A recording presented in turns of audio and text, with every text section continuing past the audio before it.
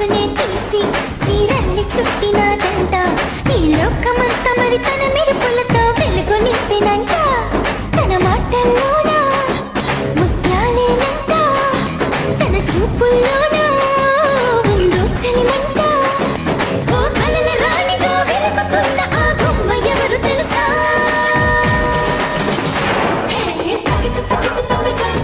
ఆ చందమామ నేనే